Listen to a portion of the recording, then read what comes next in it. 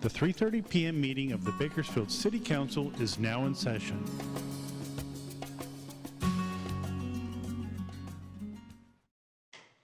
Good afternoon. It's my pleasure to call to order the 3:30 regular City Council meeting of October 25th, 2023. Madam Clerk, please call the roll. Mayor Go, Here. Vice Mayor Gonzalez, Councilmember Arias, Councilmember Weir, Councilmember Smith, I am here. Councilmember Freeman, Here. Councilmember Gray, Here. and Councilmember Core. Here. Thank you. In keeping with Council's resolution, the public statements portion is now divided into two periods. There's a period for items listed on the meeting agenda and items not on the meeting agenda. Statements for items listed on this afternoon's agenda are given a 2-minute time limit, 20 minutes total per agenda item. Statements regarding items not listed on the agenda are also given a 2-minute time limit, 20 minutes total. If you have written comments that are longer than your verbal statement, give them to the clerk. She'll give copies to the council. If you're here to make a public statement, please fill out a public speaker card and give your completed card to the city clerk. We ask that you mark whether you're here to speak on an item listed on this afternoon's agenda or in a matter not on the agenda. Speakers who do not identify a specific agenda item will be presumed speakers for the non-agenda portion. Those speakers will be called during the non-agenda portion of the meeting. Madam Clerk, do we have any public speakers regarding items listed on this afternoon's agenda? Mayor Go, we have not received any speaker cards for items listed on today's agenda. We have, however, received a speaker card for a non-agenda item from Michael Turnipseed. Thank you. And while he's coming forward, welcome to all of you. I see some students out there. How many of you are from Bakersfield College? All right. Well, go Renegades. Anyone from CSUB? All right, Renegades, you dominate tonight. Thank you for being here. Welcome, Mr. Turnipseed. Welcome, Mayor, members of the council. I've got a packet of information I'm providing to you with 4 documents. First, I have an email chain between the current tax director, Adam Cohen, the public works director, and the city clerk about appropriate information pre-meeting being posted for agendas. Yesterday, we attended a meeting. Material was not presented to us early. It was a high-speed rail presentation. It was much different than what the staff report said. It was misleading. That says, and to quote anyway, that basically the report's all we have to give you and that's it. Even we're not responsible because it's just pictures. Well, there's a lot more to the presentation than just pictures. Here is staff report. Less than an actual page of printed material. When you go to the high-speed rail report, though, it's got a lot of interesting things in here. And basically, the pictures of what our station's going to look like and a bunch of other information. Since I don't have all that much time, I'm then going to skip forward to the Fresno Bee yesterday afternoon story about Fresno's high-speed rail station. And as you look forward, there's a picture of their high-speed rail station to be.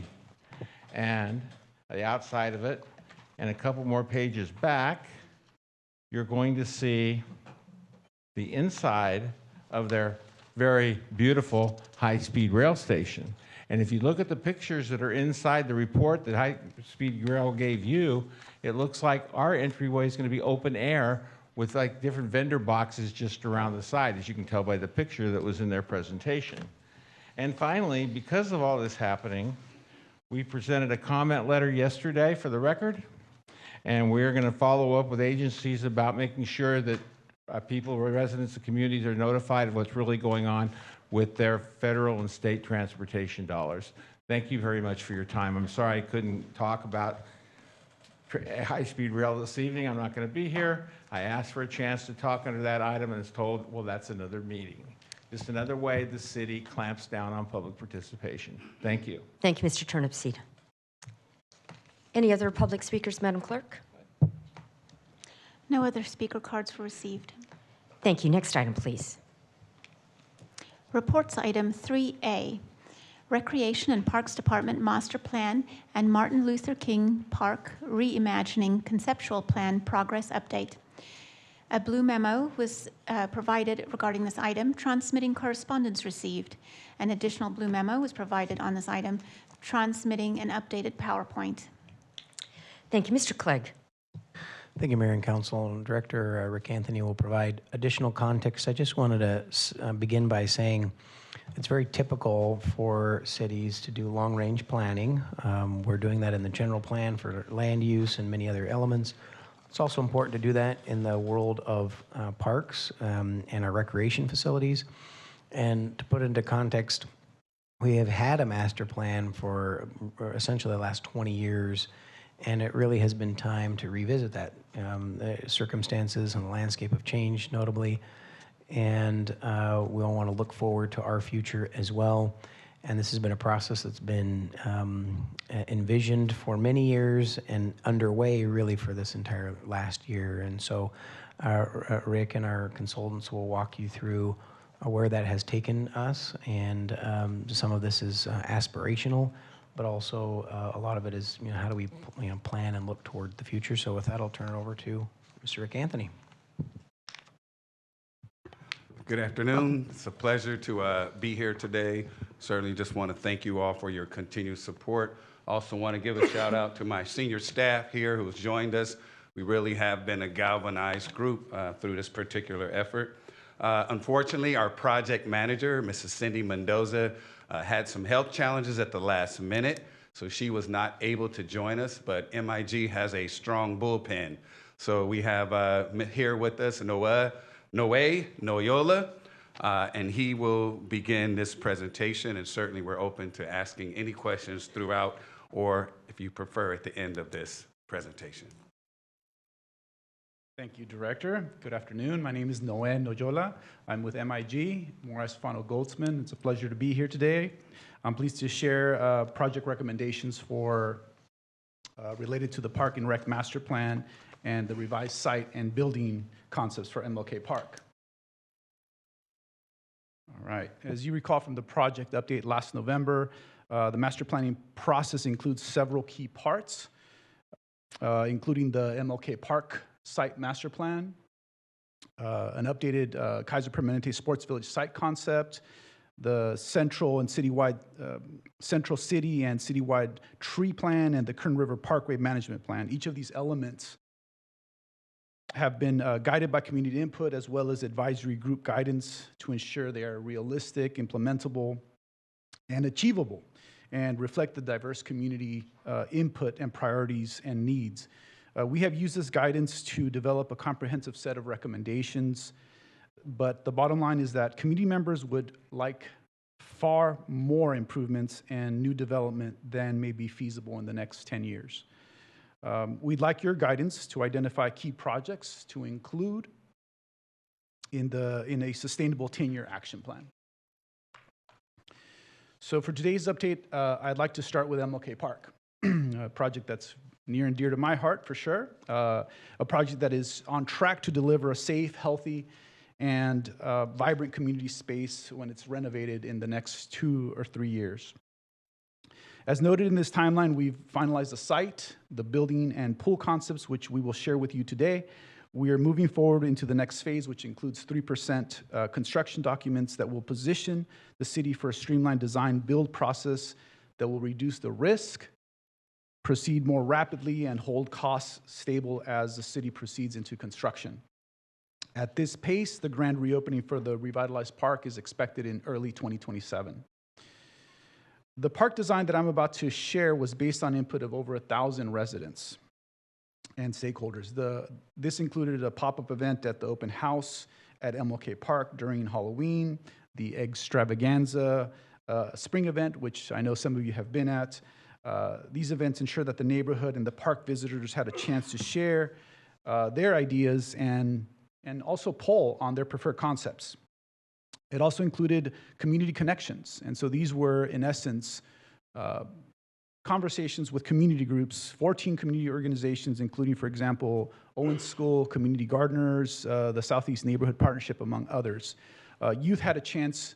You can see here, youth had a chance to get involved with the My Wish for MLK Park activity, which collected about 27 drawings. Finally, there was a community-wide survey with 1,019 participants. 78 of those were written for specifically MLK Park. Now, community input and design options were cross-checked with key meetings with our MLK advisory team, who participated in at least 5 facilitated meetings to shape the park. A meeting with 18 potential park partners and from the community helped identify options to leverage potential partnerships and contributions and resources. The design process also guided through conversations with City Council and several different groups, including senior management. This cross-collaboration helps to ensure that the type of park is actually what the community wants and needs, and also that it's implementable, importantly. So last November, we shared with you the community's goals for the park. These are shown here in green. I'm not going to go over them today, but since then, we've refined the design to better position the center as a health and wellness hub, and resiliency hub, while incorporating programs and options that will help spark local and broader revitalization of the area, which I think is an important feature. This is going to be a catalyst project, we hope, for the broader revitalization of the area. Now, the site is anchored by the Northeast Center, the Community Center on the northeast corner. Here you'll see here at California and Owen Street. This was a key recommendation from staff and from advisory members. It also positions the sports fields on the south end, kind of where they are now, a community garden, a sports courts near Owens Primary School. This would hopefully have easy access for school involving partnering programs with school children, ideally. Now, these are some of the renderings that we've recently produced. These are, some of the new things. Hopefully, you'll get a really good sense of the site. So just imagine yourself walking through this revitalized park. This is looking northwest corner. This is, in essence, California and King Streets.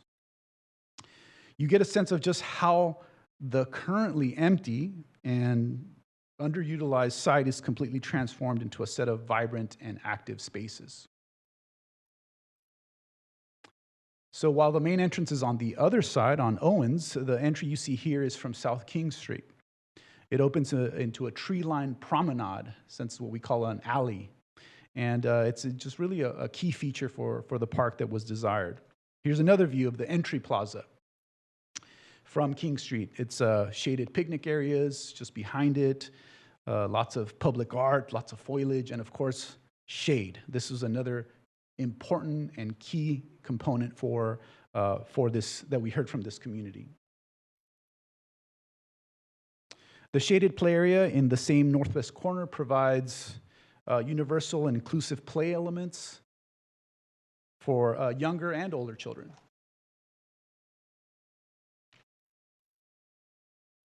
Okay. The adjacent spray ground is also a focal point of larger gathering and picnic spaces. It provides a free place for cooling off during, Bakersfield very hot summers. But the water can be turned off and can also be created for an expanded event venue and hardscape space or play space for kids, with also the ringed wall for, just hanging around. You can see here, there's 3 full outdoor basketball courts that are directly adjacent to the gymnasium, which is going to be that building over there behind that you see in the white. And this, we hope, it will support tournaments that take place in the gym, team practices, skills development, and of course, pickup games. Now, a distinctive and colorful lenticular will surround the courts. These are steel vertical panels that, when viewed from different angles, provide different images. The idea is that this will add some privacy for the players and also hopefully some safety. We've heard that as a major concern, especially it being on California Street. And it will also prevent balls from rolling onto the road. Now, hopefully this helps in giving you a sense of the historic context and also the type of art and the type of identity that we want to instill in this park. On the opposite side of the courts, next to the multi-use banquet room in the community center, is the amphitheater and an events plaza. So just imagine yourself, and this is again a very big recommendation from the community, imagine yourself movies at the park or music or farmers markets, crafts fairs, other programmed events, and other ways that support local vendors and park activation, which is key to this park. Moving around the community center to the northeast corner at California and Owens is a memorial plaza. This is intended to commemorate Black veterans and pay homage to the many that were served by the former County Veterans Center that was located precisely at this corner. Looking in from the main entry and shaded gathering space near Owen Street, this portion of the tree-lined promenade allows park visitors and families to stroll right by the shaded pool area that's going to be on that right. And you can see a glimpse of the slide there in the yellow. The pool will have a shallow sided entry and a moderately deeper end to make it ideal for water safety programs, swimming lessons, water fitness classes, lap swimming, and pool events. Plus, the water slide that I just mentioned, specifically targeting nearby residents, but also addressing capacity issues that we've heard about at McMurtry Pool as more and more people look to cool off in the summer. Now, this space is a community garden. You can see it's not far from the community center. It's going to be close to the kitchen, which together can be used to support healthy cooking and healthy eating programs, as well as providing nearby residents and hopefully Owens Primary School with an opportunity to grow fresh produce. Now, the central area supports multi-use sports courts suitable for pickleball and futsal. These are two of the fastest growing sports in recent times throughout the country. So there are even informal spaces here for cornhole or outdoor ping pong. I mentioned the sports courts on the southeast corner. This is along King Street. These fields anchor the southwest corner as another way to support health and fitness, as this is an important health and fitness hub as we're describing it. We definitely heard clear feedback from the community about ensuring that there is sufficient parking for this park. So that's shown here, and that includes a drop-off zone for seniors and children at the front of the community center too. Now, this might be the first time that you're seeing this, but looking into the community center itself, the design has 5 separate spaces that can be programmed jointly or used separately when the rest of the building is closed. So, for example, one is the building. Number one is the actual gym and fitness facility that has 2 full-size courts plus 1 in the middle. 2 will be ideally the partnership space where a health partner can be able to come in and maybe set up shop as a clinic or some other kind of health service related spot. Number 3 is a shared space for vendors. 4 is the aquatic center, the pool that I just mentioned.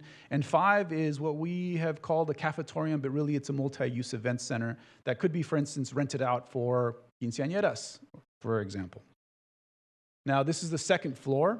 The second floor is proposed to house rec and park staff and helping address the shortage of space at City Hall and the need for stronger staff presence at the park itself for continued safety. Now, the cost of the park is still within the target range discussed earlier. The majority of costs are associated with the first floor of the community center, with much needed indoor recreation space for all of East Bakersfield. So while the amenities could be reduced to match available funds, there has been strong interest from the community to include all the proposed components that I've just mentioned, which could be funded through community donations or potential partnerships that would support park renovation or programming. Tomorrow, in fact, we are formally launching a fundraising campaign to raise approximately $20 million needed to achieve the community's dream for this site. So, with council support, we will fine-tune details as we prepare the 30% construction documents.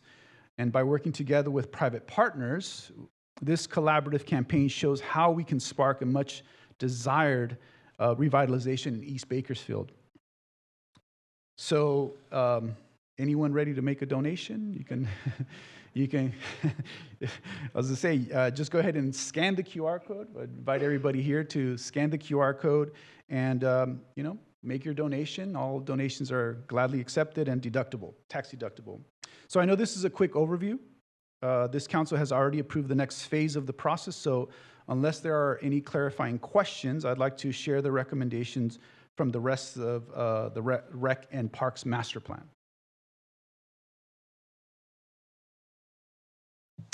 Councilmember Gonzalez.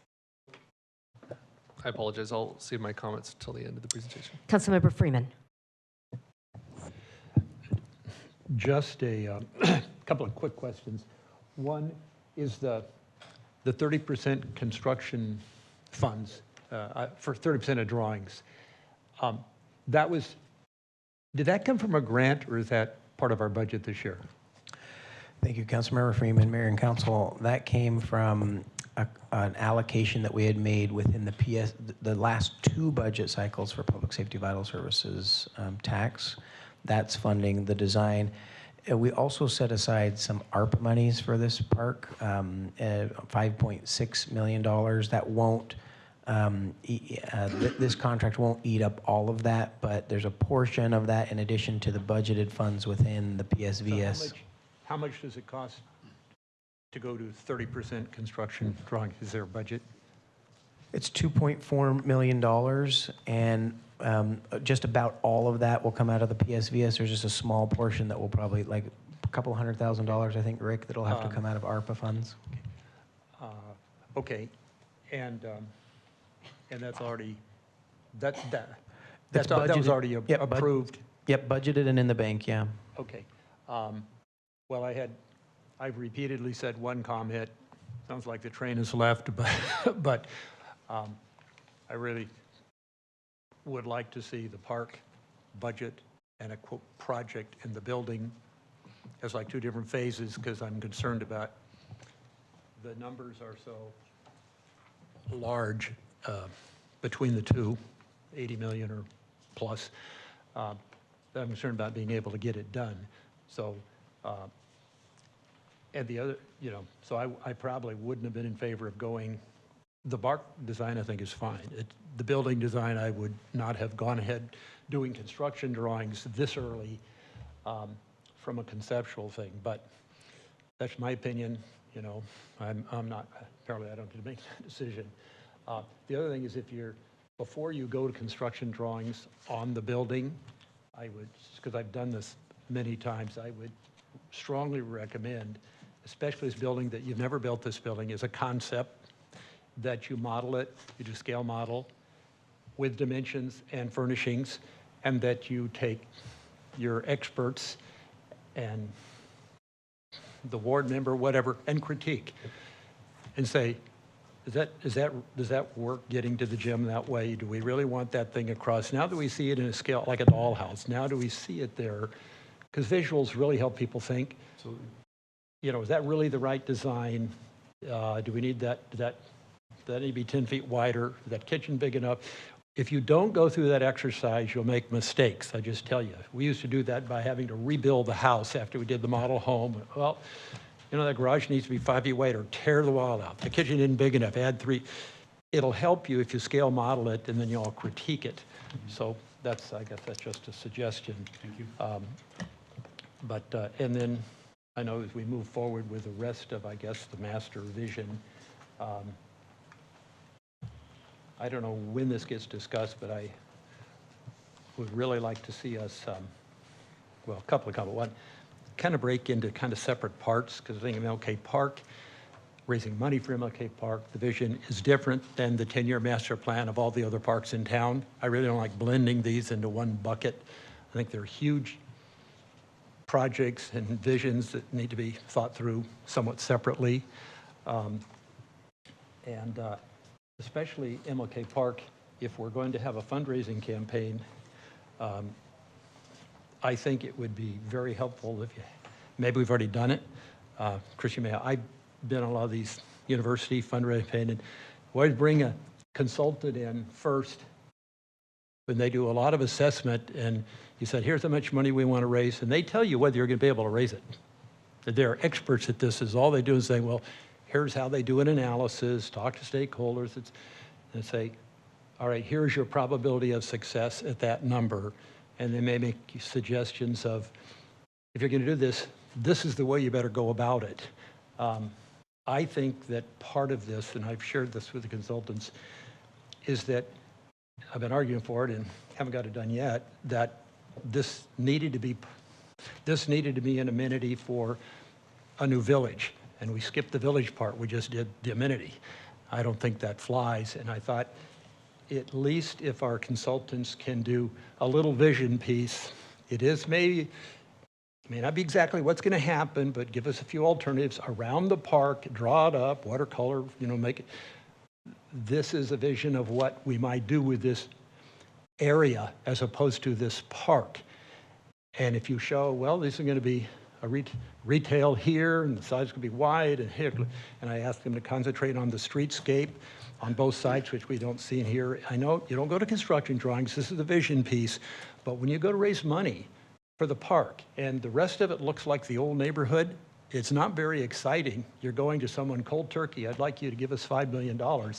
You've got to get emotional and excited. I think the visuals really help. So showing this is the long-term vision, that's all it is, that'll be phase 2 or 3.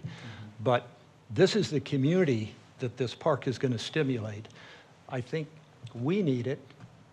Someday I hope we do a much broader plan. I know we talked a little bit about a focus specific plan for that area is a very good idea. Needs another conversation, but I wouldn't want to forget that conversation because I think that's what you need. I'm not quite sure. I'm not saying it's 10 square miles. I don't know, but it's maybe less than 1 square mile, but it's a focus specific plan for everything. So you start to see what's going to make this park successful. Because I think those other pieces will be needed. And I think the vision of them will be needed to successfully raise money and get people excited. So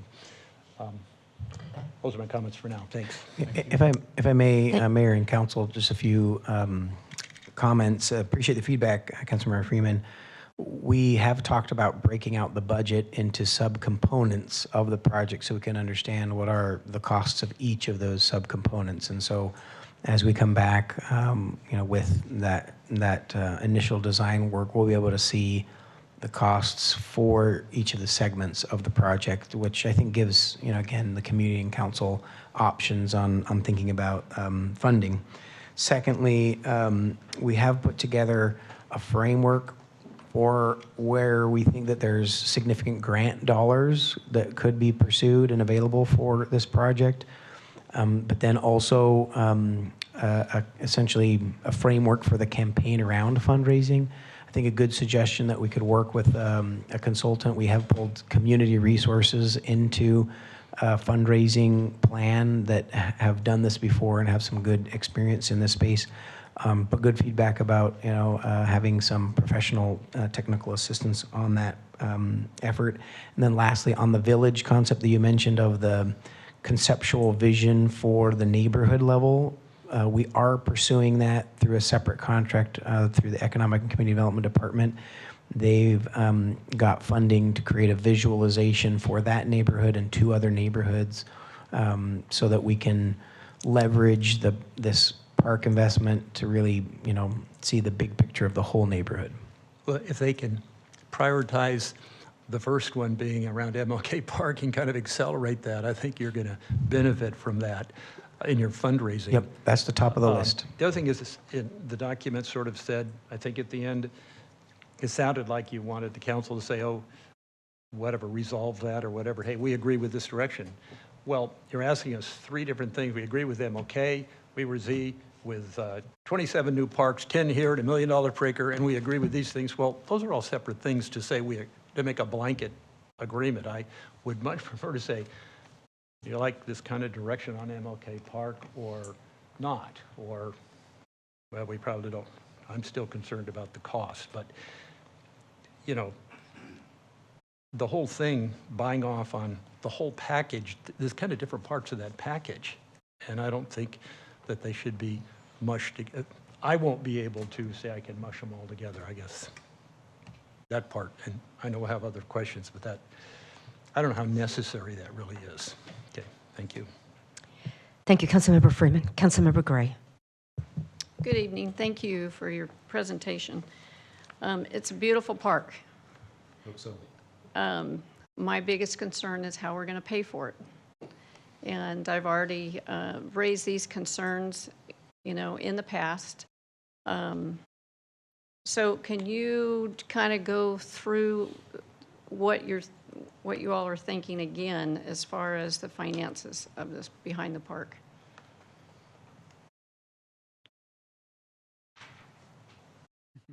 I'll leave this to the director.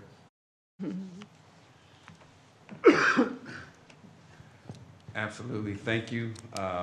We certainly know this is a huge, huge challenge. And our efforts are going to be focused throughout the city. Tomorrow at the press conference, you all got some invitations there, but we have already spoken with a lot of the major health systems and hospitals about a potential partnership, which we hope does translate in some real dollars and real capital help on the project, as well as continuing to get grants. We were very fortunate that one state assembly member contributed $2 million, and she will be there tomorrow as well. And we'll continue to do that. We'll continue to ask for state funding, federal funding, get as many grants as possible. And I just believe that together, as we work together for this common effort, that can become a reality. So those things can be addressed at each phase, as City Manager alluded to. Getting off the ground, we'll know a little bit better as we sharpen the pencil and get closer with the finished product of what we truly are needing. And so we can begin to plan that, even if it means we have to phase it out additional years. Okay, in our last discussion it was mentioned, Rick, about even maybe possibly a $40 million loan. Are we still considering that? I'm considering it. I think that when you look, as you work through the rest of the master plan, and you really see the realities of how far behind we are in just basic amenities that our residents expect, we can't keep doing business as usual and expect to make progress. If we do not have some real solutions, some out-of-the-box solutions, I think we'll be here in 10 years in the same situation. I know there may be some opposing opinions, but I feel strongly that we need to be bold, and we need to recognize the time that we're in. We also need to recognize how far behind that we've fallen, even though a lot of folks may disagree. I've been in the communities, I've been in these stakeholder meetings. There are a lot of folks that feel that we should have more, especially when you compare us with other cities this size. They just really feel like the quality of life amenities in Bakersfield are very sparse. They are in some neighborhoods pretty good, but I would say citywide in most neighborhoods they are not.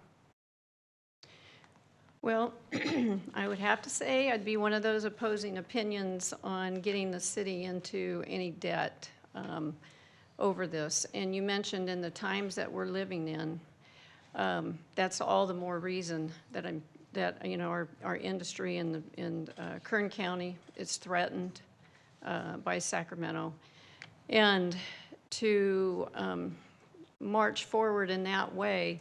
I think all of us on this dais want to address and be able to invest in a nice community park. There's no doubt. I'm in agreement with that.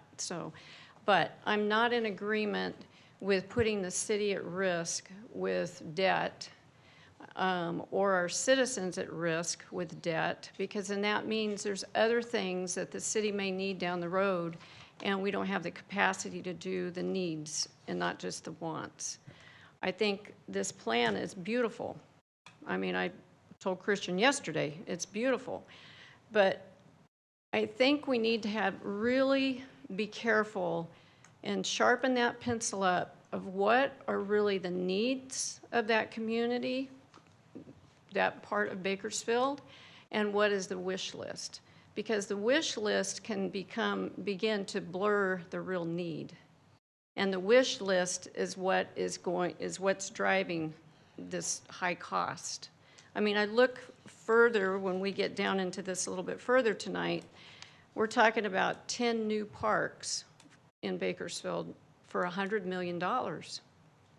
10, and we're doing one park, which will end up being $100 million before this is over, said and done. Just to bring a little clarity, we currently have 11 undeveloped parks. So those parks, these communities have been waiting for a number of years, and we Right. simply don't have the funding to do that. But I certainly respect and understand your concern. If I could say, there are plenty of city models that take on reasonable debt and is able to provide services at a reasonable time to the residents. I'll leave the details to those that are smarter than me, but I believe some reasonable debt with reasonable service to that debt is what a lot of cities are successful with, and there's models out there as well. But certainly, again, that's a conversation for another matter, and I'm sure city manager would weigh in on that as well. Yeah. Well, I think it's an important conversation to have in the beginning phases of this, so that, you know, again, if we start to build a house and we don't know how much it's going to cost, that's not very wise. Or if we don't know where the money is coming from. So I would hope that this is not a project that we dive into without the funds available to us in the bank, knowing that we can complete the project. I do like what our city manager said, that we need to break this out into subcomponents so that we can, as the money comes in, we can build it in phases rather than tear the whole thing up and then you know, so-and-so corporation decide they're not going to give us that $10 million after all. These are lessons that I've learned in life, and I think they apply to even something as broad as this, as big as this. Because you've got a real big BHAG vision here. There's no doubt about it. Yes. No, yeah, I appreciate the comments, Councilmember and Mayor and Council. I think there's a lot of wisdom in what Councilmember Gray is sharing with us, and I would agree. I think we won't move forward with a design build type contract for actual, you know, final design and construction until we have the fiscal plan in place. We wouldn't move forward until we have that plan in place. I think also it is aspirational, but I think also, you know, in a way that can be transformational. But on the specific topic of the fiscal plan, we have a little bit of time between now and when we get to 30% design. And in that time, we do need to take a hard look at what are the grants that we're going to pursue, the level of confidence that we have in going towards those grants, getting some additional even direct allocations of funding.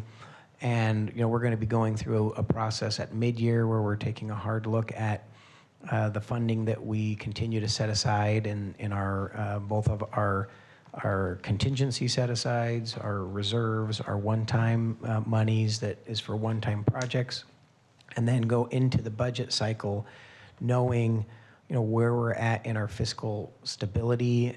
Again, after another year of, you know, we've continued to watch for potential downturn in the economy. We don't see it, but you know, there is still that sense that it could still be coming. In some ways, it's been frustrating that it could be a longer sort of, they call it now, you know, a stag session instead of a recession because it's just stagnant for a long time. But I think we'll know a lot more by the time we get to our next fiscal cycle in the budget, where we're at with our one-time monies, our reserves, and be able to do some projections on ongoing unallocated balance, you know, in some of our funding sources. We'll be a much better spot next spring in the budget cycle to lock in more of the fiscal plan for this project. But agree, we wouldn't move forward until that's clear. Okay. Thank you. Appreciate it. Thank you, Councilmember Gray. Christian, approximately what percentage of public-private funding are you envisioning? Just a split between those. Depending on how you define public, if you define public as Governmental versus private. Our aspiration is to really look at something that's probably in the 50% range, where we could get private donations in the 50% range. So thank you for the question, Mayor. And we do think that even that 50% that may be public would be a variety of public sources, not just exclusively city. We're talking about, again, multiple state and federal grants. There are some federal grants out there today that are in the $10 million range. You get one of those and, you've got a really big chunk that we've been able to acquire. So we're being very thoughtful about the potential funding sources, and Rick is not leaving any stone unturned. He knows how much of an aspirational goal that it is, but we do think we can get probably to a 50-50 mix. Thank you. Councilmember Arias. Thank you, Mayor. Just want to tip my cap off to the consultants and to Rick. I think in order to fundraise big, we've got to also dream big. And I'll make the argument that this particular project is not a want, but actually a need. For many community members who grew up in this area, members of my family, it was either, you had two options. It was either the Friendship House at Cap K or it was MLK Community Center. Those were the two beacons of light for you and your siblings to go to after school, as opposed to alternative, things to do. And it was these two community centers that have, helped so many professionals that we see around town develop into the professionals that they are today. And this is an opportunity for us to turn the ship around and recreate that vision in a modern way. So I appreciate this, and I'm so excited to finally have some visuals about what this is going to look like. The other thing that I don't want to do as the former representative for this area is to make a promise that we can't deliver on. I think that's the last thing that we need to do to this community. Rick, Christian, and I, we've been in meetings after meetings where we hear from community residents who talk about how they've been promised to, in a big way, whether that's street improvements, park improvements, and the like, and, we've closed their doors on them and have not answered their calls. So I really appreciate Councilmember Freeman's point about phasing in this project. Have we thought about that, and how would that look like? Yeah, thank you so much for that question. Certainly that is always part of the conversation. If we were to fall short of our certain goals that we've created for ourselves, then we obviously would take more time to make sure that we could phase this project in. I agree with you 100%. Really, failure or turning back is not an option. Maybe lengthening the time, but as long as people see meaningful progress, I think that we'll still be in better shape than we have been in years past. Councilmember Freeman mentioned something about the emotional ties that really help people fundraise. Well, I encourage you all to come out tomorrow, because I've been blown away at the connections from many, many of our leaders to that park. You will hear a lot of emotion. You will hear a lot of people that are supportive of this big vision. And I think it has to become a reality. Whether we do it in 3 phases or we do it in 6 phases, we have to get this done. Absolutely. Thank you, Rick. And I know that you and your team have been bird-dogging this particular project. So $85 million, there's definitely some sticker shock It is. To that number. How has your team already started to strategize and maybe even pare down certain components to bring that number down? I know the cost of doing business just skyrocketed, but have you guys already done that analysis? And it was a shock to us as well when we saw the numbers. I can say even before we got to this final concept, in these stakeholder meetings, we really tried to explain to them the park is only so big. We cannot do everything that everybody wanted. So even some of their ideas, we immediately decided that wasn't the direction to go in. But from the conceptual phase, we looked at the total square footage and we actually shrunk that down completely. We even removed a couple of the rooms that we thought were redundant or that could be used in various ways instead of the standalone options that we're currently. And we'll continue to do that through the 30% design. I don't think that we've made promises that making some minor tweaks are going to upset a lot of the community members, as long as that basic tenet of what we talked about is still present there. Got it. Thank you so much. Thank you. Really appreciate all the great work, and just excited that my friend and mentor, Michael Turnipseed, is in the room, because this, in my mind, is truly a game-changer project. This is something that we have been working towards and is going to completely transform this community, and I'm looking forward to the neighborhood assessment so that we could talk about how we leverage this project for future economic and residential development. I agree. Thank you. Thank you, Councilmember Arias. Vice Mayor. Thank you, Mayor. Thank you, Mr. Anthony, for your leadership and for your work and the hard work of all those folks in Rec and Parks who have been pushing this forward and pushing our master plan forward for now 2 years. It was in November of 2021 when we first launched this effort from the dais. And so I appreciate all the work. I've been really impressed with being part of the stakeholder meetings and the level of engagement we received from community members. And I want to thank them as well for their honest feedback and for their challenges and for their aspirations that they've shared from us. And Councilmember Arias mentioned it, this is not a want. To say that this is a want is a slap in the face to so many community members who are in desperate need for quality community spaces, for a community center to bring families together, to bring our community together, to help build more prosperous community. We're so quick to try to invest in resources to address crime and concerns on the back end. But here we have an opportunity to really invest in the front end and build community, build prosperity for so many of our families. And I think if we lose that vision, we'll fall short of something significant. I think we've all been able to visit world-class cities throughout the world. And one of my observations as I've traveled is I've seen significant investments in parks, in community spaces, in just basic public infrastructure by people of the past generations, that have benefited so many people thereafter. And it's because they had vision, and it's because they had boldness, and it's because they had the will to make it happen, to figure out how to get the funding. And that's what our city has been about. Look at historically Rabobank Arena, Centennial Plaza used to be called. There was questions about how we're going to pay for that. But the council at the time pushed forward, had a bold vision, and now that arena has paved the way for so many wonderful community experiences. It's far more profitable this year than ever before, and it's benefiting and helping revitalize and continue to generate new economic activity for our downtown.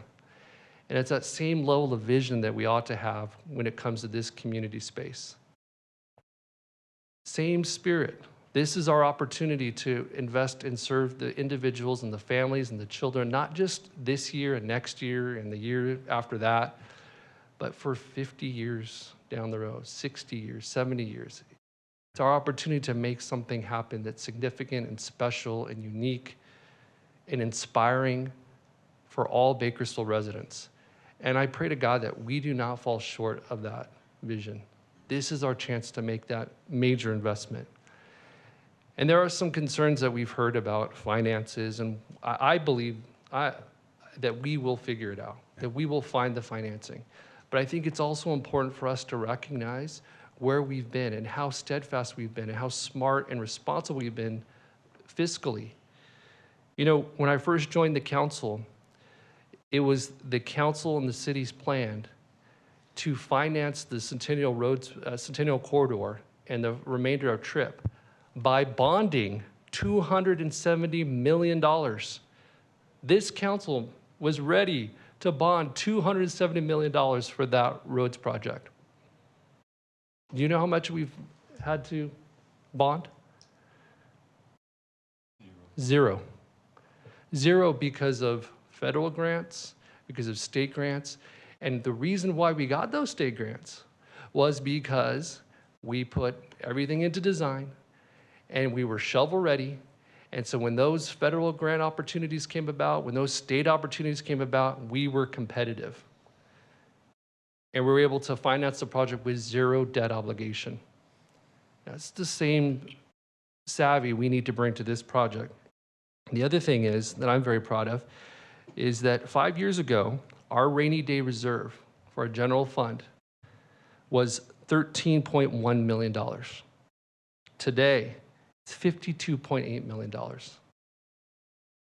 Facility reserve was $3.8 million. Today, it's $5.2 million. We continue to build that reserve, and that is because of the commitment we've made to the public of being fiscally responsible. And it's because of the investment, frankly, that the public has made through PSVS. And so I think that we need to, I think leadership requires boldness and it requires vision. And I think that it's with that that we ought to pursue this project in its full entirety. Thank you. Thank you. Thank you. Councilmember Kaur. Thank you. First, I want to say these renderings are beautiful. Someone is very talented with Lumion, and I can see that. So congratulations to our folks working on making this vision come to life. It truly helps to see the visual and really understand how beautiful this project is. And to echo the sentiments of my colleagues that this is a need. And when you see the photos, when we've heard from community members week after week, we know that this is truly a community investment. And I want to take the opportunity to also thank Director Anthony for being creative and your willingness to be creative in finding multiple sources to really make this a community investment. I don't think this is a cost to us. This is an investment. We have so many sources that are being explored. We've mentioned PSVS, even our public residents. Your tax dollars are helping bring this vision to life. And what I'm interested is in seeing Bakersfield be on the map. And this project will put our city on the map, will continue to put our city on the map. This project needs no explanation. It speaks for itself. And this will be a model for the rest of the Central Valley, for the rest of the state. When city planning students are sitting in their classes, this park will be one of those precedent studies that they will be looking at, and how disinvested, underloved communities can and do deserve a state-of-the-art project that will then incentivize more development around it and further the excitement of an area.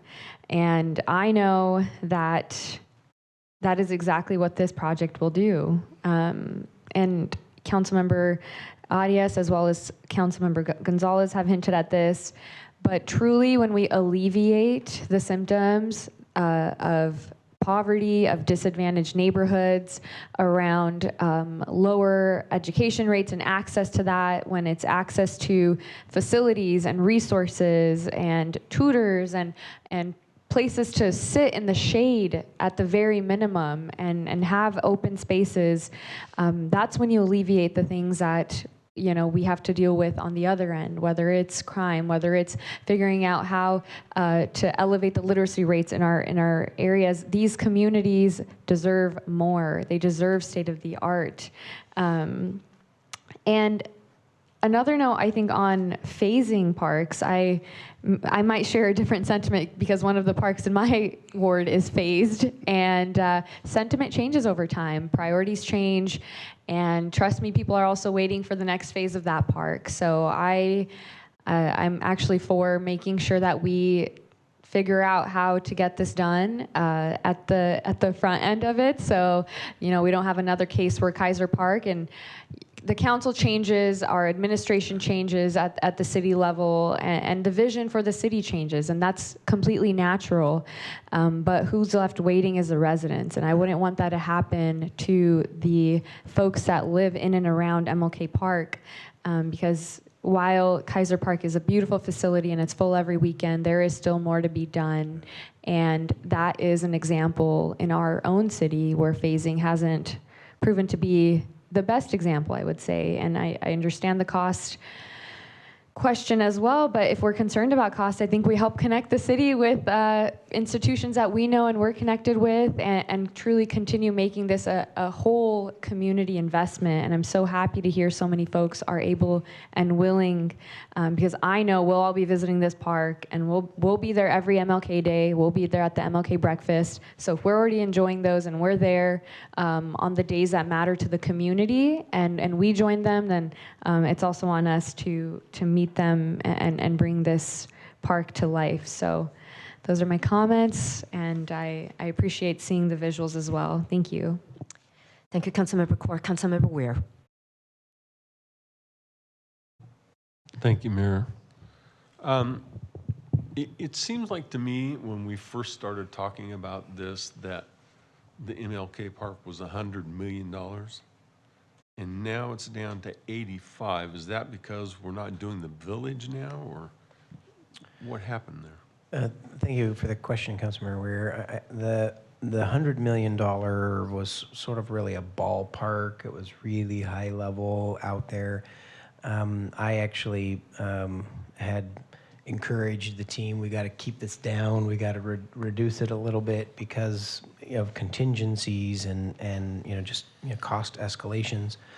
I think another piece, though, is you're commenting on the village piece.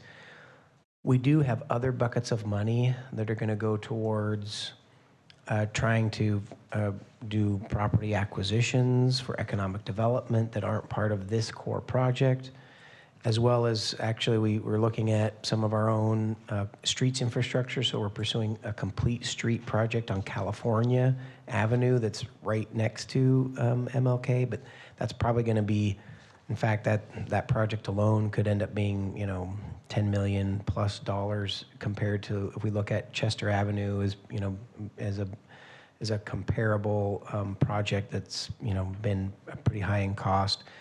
And so there are other complementary aspects that will come around the park that aren't part of this total project. But again, we want to fund those from those appropriate buckets, and some of those will go after grants as well, and some of those will probably have to be phased out also. But we're very much interested and committed in this being a catalyst for revitalization for the entire neighborhood and village, as we've talked about. But this signature project, we wanted to keep it at a cost that we thought was attainable. Okay, thank you. Is it true that the center itself just is about 60 million out of this? A little less than 60 million. Yes. Just under 60 million? Okay, thanks. You've talked about a fiscal plan, and I think it would be helpful for the council if we actually knew what the fiscal plan was. Some projections and here's what we think is going to happen, and then we could update it as we go along. Because I just feel like I'm in the blind on a lot of this stuff. If I could clarify, Councilmember, great point. Are you saying fiscal plan specific to this project? Actually, we have this project, and we have $453 million set up for parks, which includes MLK. But, I don't think we're not getting a vision of the finances.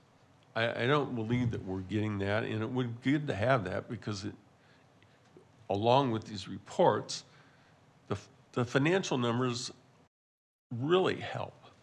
And so if we could do that, that would be awesome. And I don't want this to stop. We need this for the city of Bakersfield. Absolutely for the city of Bakersfield. We can't stop with this. If we're going to do $453 million in parks, that's great.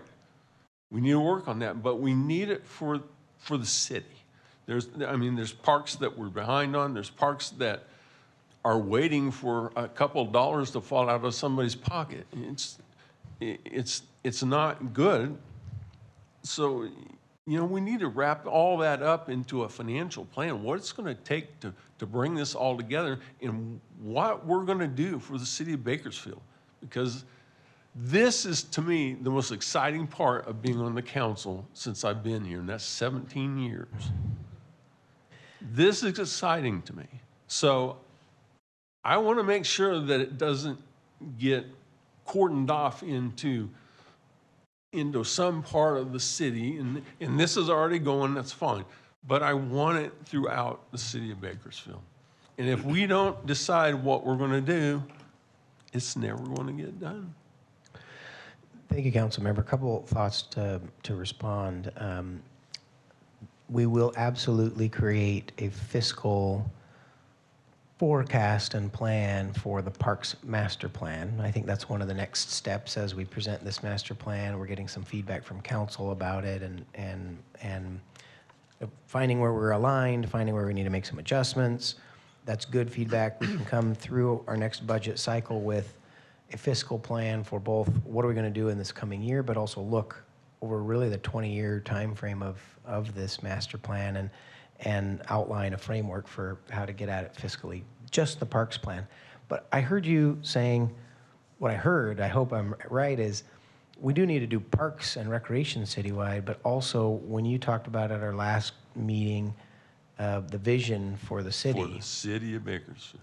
That we are developing that visual image of multiple segments of the city, because again, one picture of the city is a really big picture, so we're going to break it up into pieces. We're going to do visual images of the city that represent what the future looks like for the city. We'll look at fiscal planning to how to make that happen as well. So if you look at a commercial corridor and we see lots of cool, nice, tall buildings with these great boulevards and trees, and what's the fiscal plan for those visualizations to make those a reality? Well, the visualization would be helpful too. That's the first step. Yeah. But I'll take your feedback from your comments that we'll build fiscal plans, even if it is at least at a high level, to what would it take, what do we estimate it would take to actually build the visualization. We'll do that along with that as, that's what I heard you saying. That's exactly what I meant. Okay. And just so you know, this council member is never going to vote for debt. So you got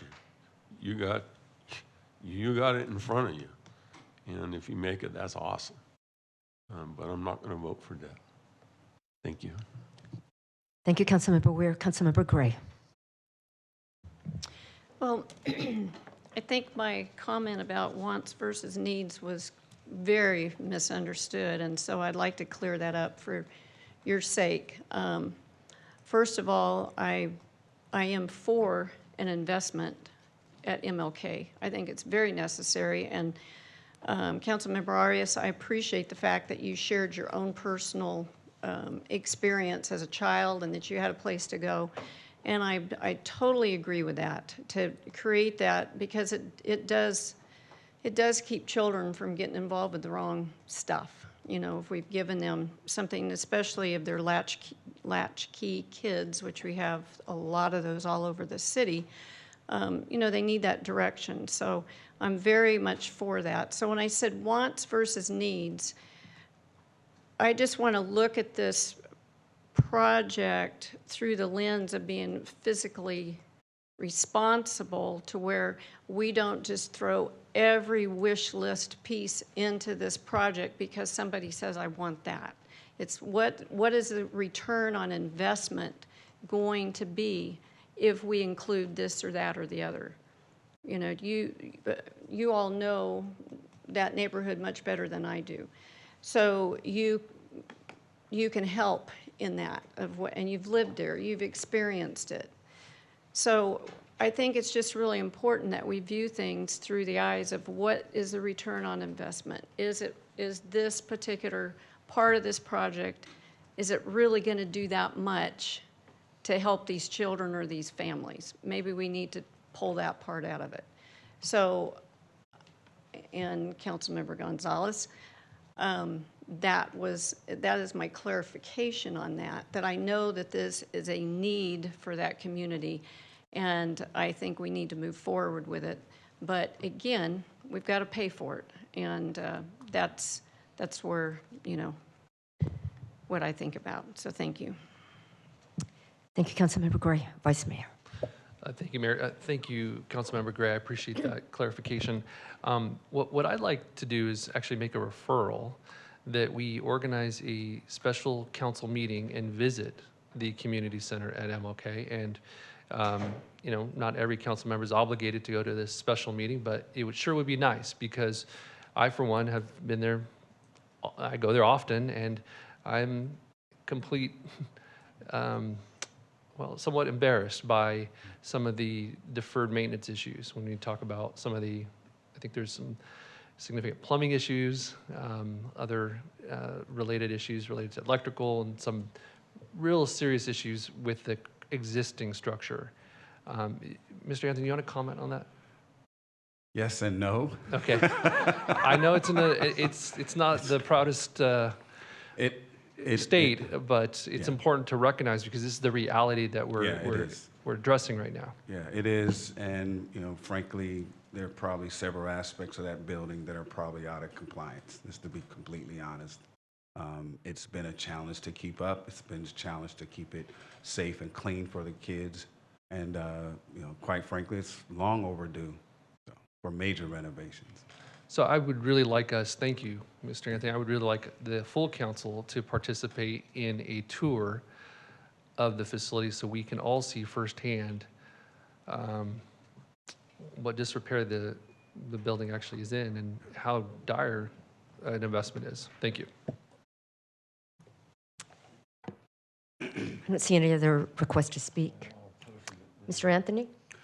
Yeah, in the interest of time, we're going to probably just do a quick high-level overview for the rest of the master plan. There are several elements of the plan that we were planning to kind of give you an update, including the Kern River Parkway, the city tree canopy enhancements, but we'll just kind of skip over there and talk about generally where we feel the city is at overall. So I'll turn it back over to Noah.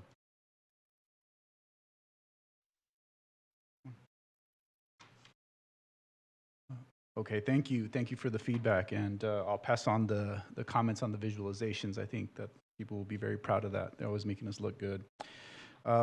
So just with the planning process for the Parks, Rec and Parks Master Plan, so we're at the end of phase 3 of 4-phase process, but we wanted to just check in with you on to make sure we've identified the right priorities and investment strategy for the 10-year action plan. So just like MLK Park, there's been substantial community involvement. You can see here just the list. Lots of advisory guidance from a variety of groups, tours that I've been fortunate to participate in, interviews with some of you, actually most of you, community connection focus groups, again, directly dealing with members of associations or agencies, countless pop-up events, and then surveys, two, one system-wide and one for the Kaiser Permanente Sports Village that was well received. Now, the key needs here, these were cross-checked. These are 10 priorities shown and shared with you in the last meeting, but these were cross-checked with a detailed analysis. So the needs are to improve parks, obviously, acquire more parkland, create new trail connections, provide additional shade, that's been a consistent theme throughout, and improve the natural and recreation stewardship along the parkway. So recognizing that the city invested in many parks over the last years to address deferred maintenance and fix inoperable recreation facilities, the plan forecasts renovation needs over the next 10 years. So you can see here It factors the results of conditions assessment conducted early in the process, as well as data gathering,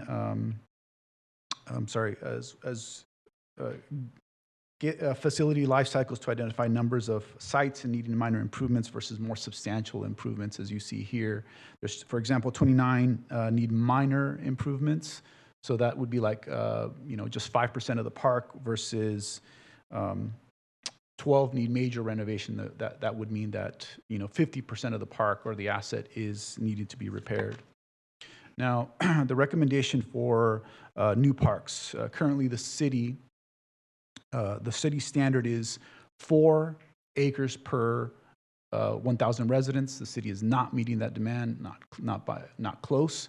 Currently, the existing city is 2.07 acres per 1,000 residents. And so even if you included the undeveloped parks, you're still short 2.77 acres. So we've right-sized this to make it 2.85 acres for 1,000 residents. That said, I think the main recommendation here is that there is a slightly higher LOS, level of service, but we are recommending smaller parks that are closer for people to walk to. Now here you see the new parks where are recommended. Now the big takeaway here is that the areas the circles are where we're suggesting new parks go or could go. Now the colors, all that you have to see here is the takeaway is that the red areas are those that the Healthy Communities Index have indicated are less healthy. And so the yellow areas are faring better, but the red and the orange are the areas that are most in need. And just so you know, the circles represent about half a mile walking distance, which again is what we're recommending. Now, just the tree plan, I'll just quickly mention that the tree plan is meant for downtown and to enhance the canopy across the city, but specifically downtown.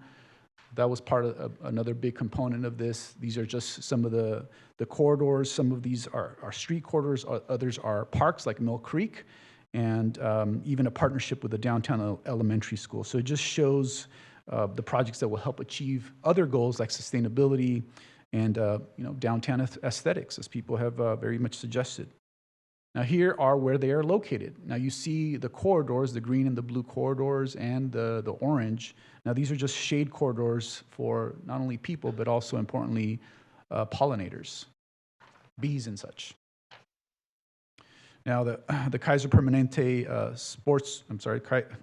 the Kern River Parkway, the management plan is also included. There's a lot of plans and components to this. So it's identified goals and strategies, but the full parkway is managed by several city departments, as you know, and owned by several different private and public agencies. So a key goal for this is collaboration. This is one thing that we've heard over and over: increased collaboration and communication to support shared outcomes between the various entities, and this is one of the fundamental goals of our recommendations. Now, you see here there's 8 key river parkway projects.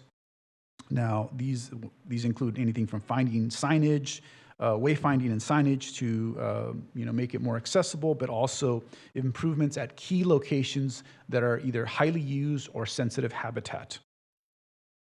Now, the map shows kind of the distribution of these projects across the portion of the parkway managed by the city's Park and Rec Department. That's just, let me be clear about that, it's just managed by the city Park and Rec Department, not the entire corridor.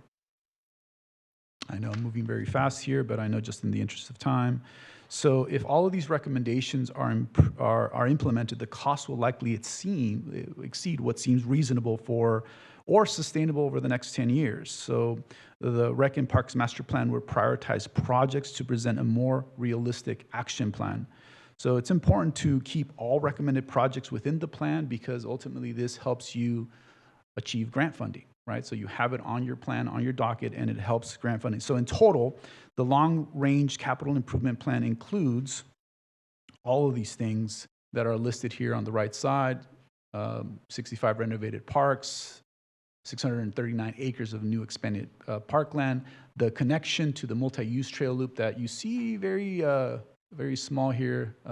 It's the red dashed line that kind of loops around the city and connects with the Kern River Parkway. And of course, the parkway improvements. Okay, so this is an important step for us. Before us now is to take all of these projects desired by the community and essentially pare it down into a more strategic and realistic action plan. So we're in the midst of this prioritization process that includes public feedback, guidance from the Park Advisory Committee, which we met yesterday, along with directions we hope to receive from Council today.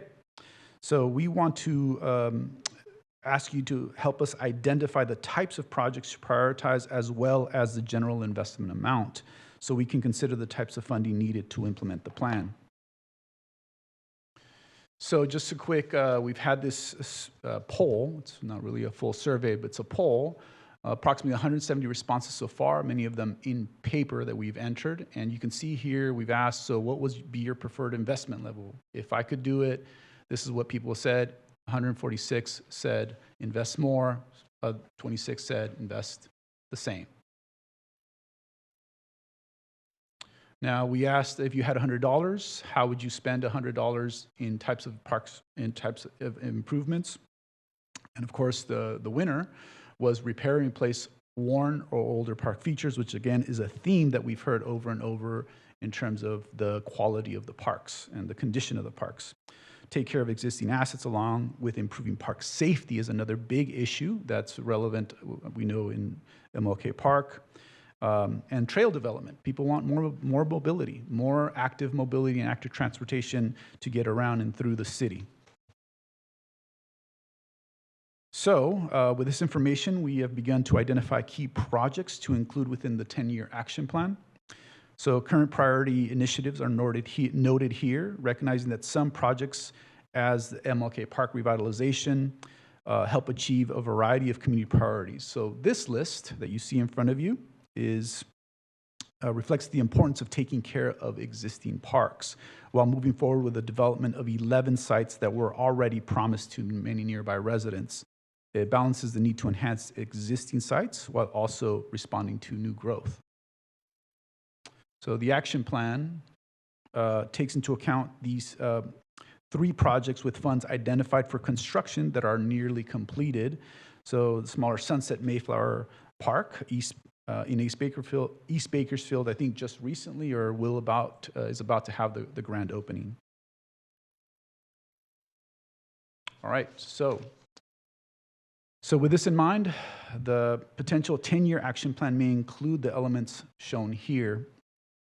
Preliminary planning cost suggests that this level of development may cost around $450 million over the next 10 years. This does not include the cost of new park development, which ideally should be funded through park impact fees. So this purpose of the purpose of this preliminary list is for discussion only. And be clear, it's just for discussion, since we are still collecting feedback on priorities. This amount would not be entirely funded by the city. The costs do not account for outside investments such as grants, donations, and partnerships that would offset the total cost that you see here. Now, this list includes approximately 1/3 of the improvements and enhancements to the existing parks and that residents would like to see. So we may want to increase that number.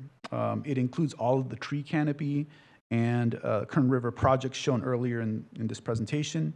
It places an emphasis on downtown Bakersfield in conjunction with other city initiatives. It includes 25% of the planned trail corridors, recognizing that some trails will be planned in conjunction with new residential growth, as is happening in West Ming and Highgate developments. So, this desired action here is the potential projects noted in the previous slide would require approximately $44.8 million per year over the next 10 years. So some of these projects may be funded through grants, donations, naming rights, and partnerships. So is this reasonable? It's the main question. Are there specific priorities you would like to see included in the 10-year action plan? Thank you very much for your feedback. Thank you for your presentation. Of the survey respondents thus far, how evenly are they distributed among the 7 wards? Do you have any sense of that? That was one of the questions that we asked, and it was in fact by a pin. And so I wish I could bring it up, but it is very widely distributed, evenly distributed throughout the city. And we can share that with you. I don't know the exact numbers though, but yeah, at first glance. Thank you. Vice Mayor. Thank you, Mayor. If you're just asking for feedback from council members right now, I would go back to the prioritization survey results slide. And the top 3, repair and replace worn or older park features. Number 2, build more bike and pedestrian trails. And number 3, enhance the urban tree canopy would be my 3, along with the 4th of developing those parks that have been promised to neighborhoods that we've heard from Councilmember Core, and I think other council members who've signaled that there are these expectations that we've established as a city. We need to really have a concrete plan to develop those parks. That would be my 4 priorities. Thanks. Councilmember Arias. Thank you, Mayor. A couple of comments. I agree with Vice Mayor Gonzalez's assessment, although I will add that it's, to my knowledge, many of these parks that were promised, I don't think we have the land for all of them, do we? There are a couple that we're still waiting on some acquisition for. You're right, at least 2 of them. Okay. That's correct. So if I could just add to that list, we will also need to set aside some dollars to go after and acquire that land so that we can eventually deliver on that promise. Is that right? Yeah, I believe the land has been identified. It's just that they're not in any stage of development, so there's no dedication process in a lot of those. Got it. Okay, thank you. And then if we could go back to the slide about new parks and where the needs are throughout the community, I'd appreciate it.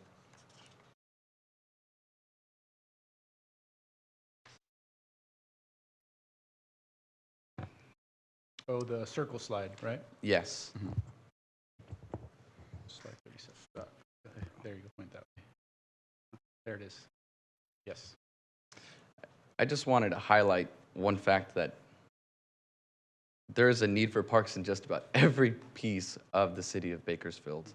In just about all 7 wards, it looks like there's varying degrees of need, but you know, based on this visual, it looks like the greatest needs are in Ward 1 Southeast Bakersfield, South Bakersfield for certain, and then also Northeast Bakersfield as well. Is that correct? That is correct, and I just need to bring to your attention, we have not identified on this map the needs for north of the river, but they also have undeveloped land. And just to mention that, we had a meeting with them today, and there will be quite a bit of collaboration moving forward with our plan versus their needs as well. Fantastic. I really appreciate that. I just wanted to lift this up and highlight the fact that you know, that there are certainly parts of town that need more help when it comes to park space and green space, but then also to highlight that there are needs just about everywhere throughout town. So I think this should be at least a major priority for the council to start to chip away at this, make the investments where needed, and you know, potentially get savvy with you know, potentially, you know, financing some of these investments. The last thing that I wanted to talk about is I'm really excited about the tree canopy conversation. Really grateful that it's going to be happening in downtown Bakersfield. But I also wanted to lift up the fact that there are only very few, maybe a handful of parks throughout the city of Bakersfield that have a true tree canopy. You know, I remember growing up, always asking my dad, "Dad, why do we have to go all the way out to Hart Park?" And the fact was because, you know, it actually had a true tree canopy, and it was about 10, 15 degrees cooler than the neighborhood park near our community. So have we thought about that, and are we going to be implementing, you know, some additional we tree didn't get canopies? into that level of details, but not only are we focused on the downtown area in terms of our tree canopy plan and probably some immediate improvements, but there is language about developing standards that we can use citywide, and a lot of that is a per acre, per park is the amount of trees that we're planting moving forward. So that will be inclusive of that final draft of the master plan. Okay, great. I appreciate it. Great plan. Thank you. Thank you, Councilmember Arias. Councilmember Freeman. Thank you, Mayor. And thank you for the presentation. I mean, I think this gives us, for me, it represents a lot of work, but it's almost a starting point as opposed to a finishing point because it's broad, very broad brush, very general stuff. Obviously, we'll end up having to prioritize. We're unlikely, well, unless we get a lot of grants, to spend $44 million a year. We first have to be sure we have more than that in roads that are under standard that we need to upgrade in our city. So we have infrastructure all over. But I would make a suggestion that as far as the parks that are needed in the different areas, and my ward probably needs the least because it's the newest and there's a park policy in place, so the developers, i.e. the homeowners, all had to pay for their parks and you couldn't build the belt without it. So the areas we don't have it is before there was a policy that made people pay for a park when they bought the house and there was money there. Yeah, I think it would be productive if each council member took the research you've done, but they know their ward. I don't know Ward 1 real well. I don't know, but they know the needs. And rather than, well, there's some circles here and stuff on a map. I'd really like to know, or have each ward member say, this is what my ward, it's my ward, I know the people, I represent them. Here's what I think, at a minimum, we need in new parks in my ward, okay? And if one needs new equipment, you can say that too. But mainly, this is where we just, and you can do the nice to have, but I'd rather them say, this is the minimum. We really need, I don't know, Eric, maybe you need 3 parks. I don't know, you know. And these are the general areas. Of course, you'd have to find land. I doubt we're going to buy a house and tear them down. But so it has to be feasible, but kind of, it'd really be nice to know from the council person who really is in charge of that ward, what do you think your needs are and how would you prioritize them? What do you really want to see, or you and your citizens in that ward? And then, and make it the minimum. If we possibly can find the money, this is what we ought to do. I'd like to compare that to this, and I'm not sure that it wouldn't look very different.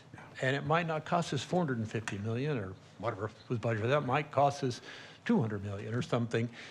And you could say, I need a 3-acre park here.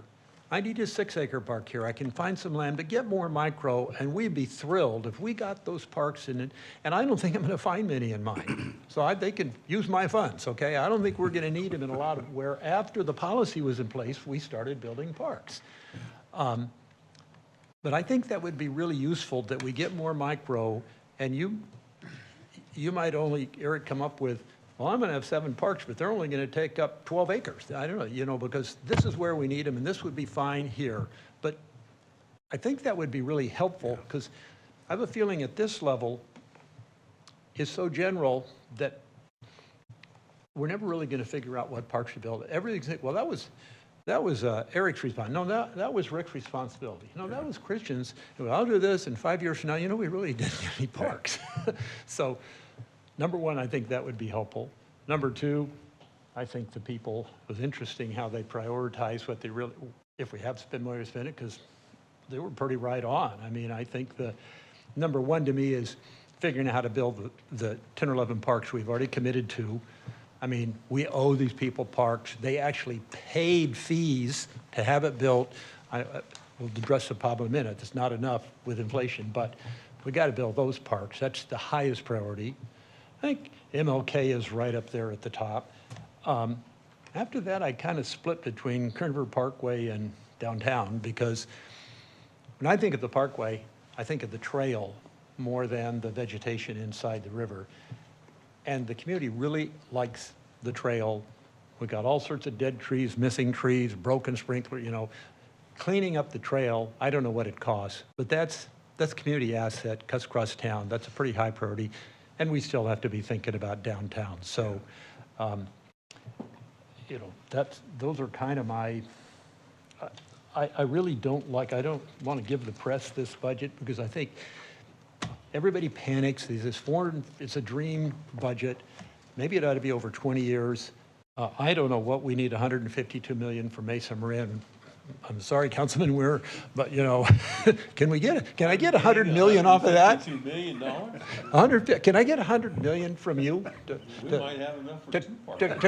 To cut the cost and, you know, I don't know, the 99 million, by the way, the 10 new parks, those for the most part were the new policy where the land had to be paid for and the improvements by the builder, giving the city the fees. Now, and there's 5 of them, and apparently you mentioned to me that the development's completed and there's no park there, and it's because, hey, there's not, the fee wasn't adequate with all the inflation to cover it. And, well, there's nothing we can do about that anyway on those, so we're gonna have to figure out a way to cover it, and maybe the fees cover half. But I disagree that it's $1 million an acre for a 10-acre park, and I can prove that to you. And maybe we just build a nice 6-acre park instead. Yeah. We give them a nice park, it's the best we can do, and because it sounds like we're gonna have to fund that out of our pocket. And you may have to program it over 3 or 4 years, but get it done. You know, it's gonna be part of an annual budgeting, but that's a commitment we made. You can't go back and charge them a higher fee anyway. But moving forward, I sent to Development Committee a request that we come up with a way to a new park policy. You know, we can't raise the fees. I mean, more than $25,000 for the minimum new home. So if you wanted another $10,000 of the price of a home, that's not feasible. We can't raise the fee 1 penny, which means we're either going to have to shrink the park or have that same park cover twice as much area. So we're done with these 10-acre parks, even if they're $750,000 an acre. Yeah. So we need to address that. But let's be sure we take care of those people we made the commitment to, and that we kind of study ways to build nice parks that don't cost $1 million an acre. Thank you, Councilmember Freeman. And I know that we certainly have thrown a lot at you in this brief time. I didn't expect to spend so much time on MLK, but I think it was well worth it. May I make a suggestion is that give you a little more time to digest what we've given you, and then I'd rather kind of get this right rather than push through just so we can meet some sort of timeline. And it's up to you. We can either be invited back to discuss this, or we can have individual meetings about some of your priorities as it matched with some of the surveys. Your perspectives are certainly different in that I agree with you. I think that we've made commitments to these communities and we have not delivered on that promise. So that's certainly a higher priority for me as well. But it would be interesting in getting all of your feedback. And I don't think MIG would have a problem with setting up some individual virtual conversations so we can really get down and making sure that we have the right size and the right fit for your particular ward. Mr. Anthony, Councilmember Smith would like to make a comment, and then we can move on. Thank you, Mayor. I just appreciate you meeting with NOR. I know I talked to you about that, and I think that, you know, it helps us move forward with grant opportunities and stuff when we show the whole city, and that, you know, we are also short in that area, which is most award for is now NOR. And so I appreciate that and look forward to that information being added to the map. Thank you. Thank you, Councilmember Smith. Mr. Clegg. Thank you, Mayor. I had just some wrap-up comments, but does that conclude most of the council comments? Yes. Okay. So I do like Director Anthony's suggestion that we can do some additional follow-up, make sure we gather that feedback. We'd be happy to do another workshop, but I think it could be really productive to do some additional one-on-ones. As noted, the plan was, this was really a checkpoint. It wasn't the final. This was to get feedback to guide us in creating that 10-year prioritized plan. And then my last comment is just to provide a little bit of context on the funding piece, and we'll do more of this as we come forward and say, you know, is a $400 million or $44 million a year, you know, is that feasible? That's also having, again, what Councilmember Weir asked for, a fiscal plan for this, you know, a project itself. to give some early context to what we could share those, I think we'll give also like a 2 to 3 year history of what has our level of spend been over the last 3 years, because you'd probably be surprised that it's been pretty hefty. So over the last 2 years, we have received $6 million in park grants, and that was before we had dedicated grant writer and even dedicated, lobbying efforts. I think we're getting a lot more sophisticated at our ability to go get funds, and so we've received $6 million in, well, it's a little more than $6 million actually. It's close to $7 million in grants for parks in the last couple of years. We've received, more than $10 million in grants for trails. We've been spending about $6 to $8 million a year out of PSVS on park improvements and catch-up. We had some significant catch-up work to do. Do I think that's sustainable over a 20-year period? Probably not, frankly, but over the next 10 years, as we continue to do some catch-up, I think that's a reasonable target. And then just to some of those numbers, as Councilmember Freeman noted, we're in the middle of a conversation about what is our standard and policy. That's part of this conversation as well, as do we revisit what is the standard acreage? And then we've explored some really creative ideas about joint or concurrent uses, getting that can reduce cost and also bring in some resources and revenues. I think as we revise our policies a little bit and get creative and find some of these concurrent uses, I think we'll be able to get at this issue in really meaningful ways. So there's a little bit of cost savings, but also I think we're going to be pretty successful at getting pretty significant funding on a regular basis to help us down this path. Thank you, Mr. Clegg. Vice Mayor. Thank you, Mayor. I'm going to make a motion to receive and file, but just to clarify, I just want to check in. I heard several different recommendations or points of direction tonight. Number one is that we check in with all of the council members individually and get some feedback. What I would like to ask is that we do that once we've sort of concluded the public input phases, so some sense of sequencing, and we kind of get a sense of what the public has said, and kind of have a chance to analyze and digest all of that feedback. But that we continue with the 10-year action plan, perhaps with an addendum of the next 10 years, so we have a 20-year outlook, that we really hone in on that finance plan as well, and that we continue to press forward. So with that, a motion to receive and file. You have a motion. Please cast your votes.